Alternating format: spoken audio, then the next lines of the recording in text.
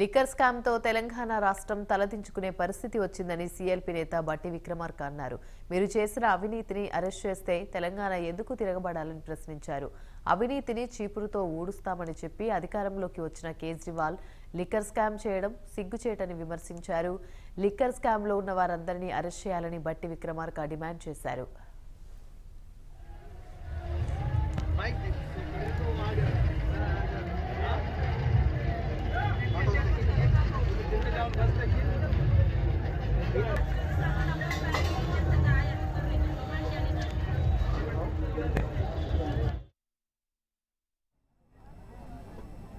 ఏమండి మొత్తం యావత్ తెలంగాణ అంతా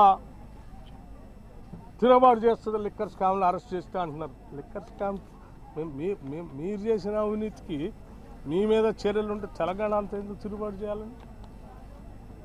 మీరు చేసిన తప్పు వల్ల తెలంగాణ సమాజం అంతా ఇవాళ తలదించుకునే పరిస్థితి వచ్చింది. దేశవ్యాప్తంగా ఢిల్లీలో ఉన్న ఆయన కేజ్రీవాల్ గారు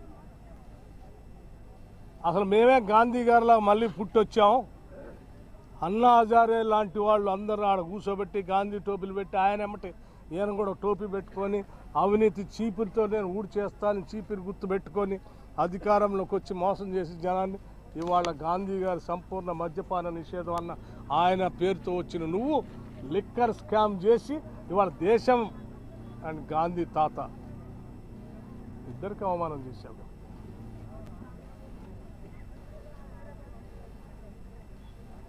వెంటనే ఈ లిక్కర్ స్కామ్లో ఉన్నటువంటి పెద్దవాళ్ళు కేజ్రీవాల్ దగ్గర నుంచి కవిత వరకు అందరిపైన చట్టపరమైన చర్యలు